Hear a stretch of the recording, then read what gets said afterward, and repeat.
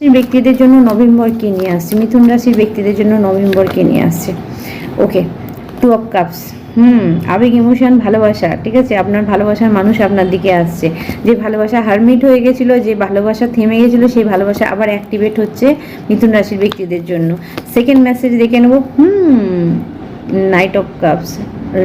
Obviously কোনো সুযোগ আপনার দিকে আসতে পারে, কাজের সুযোগ হতে পারে, ভালোবাসার সুযোগ হতে পারে, তবে ভালোবাসাটাই আমি দেখছি মিথুন রাশির বেশিদের।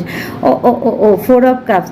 এখানে আপনাকে বলা হচ্ছে যে সুযোগটা ভগবান এই সময় দিচ্ছে আপনাকে, সেটা গ্র্যাব করুন। নভেম্বর মাসে আপনার কাছে কি নেই সেটা ভাবার দরকার নেই, কি আসছে সেটা দেখুন, সেটাতে খুশি থাকুন, কারণ ভগবান আপনাকে কিছু দিচ্ছে। আর আমার মনে হচ্ছে আপনি সেই নেগেটিভ এনার্জিতে পড়ে আছেন যেটা আপনার কাছে নেই, তার জন্য আপনি চিন্তা করছেন। ঝগড়া অশান্তি থেকে দূরে থাকুন, বন্ধু বান্ধবদের সঙ্গে ডিস্টেন্স মেনটেন করুন, কারণ ঝগড়া ঝামেলার একটা প্রভাব আমি দেখতে পাচ্ছি এই মাসেতে, সেখান থেকে আপনারা সতর্ক থাকুন। হুইল অফ ফরচুন, ভাগ্যের চাকা কারো ঘুরছে। ঠিক আছে, ওকে বন্ধুরা, এখানে আপনাদেরকে বলবো একটু প্লিজ সাবধানতা অবলম্বন করুন, ঝগড়াঝাঁটি থেকে দূরে থাকবেন, কারণ ঝগড়াঝাঁটির ফলে আপনার ভাগ্য কিন্তু থেমে যেতে পারে। তো এই সময় যদি আপনি ভালো কিছু দেখেন নভেম্বরে, তাহলে ঝগড়াঝাঁটিকে অ্যাভয়েড করুন।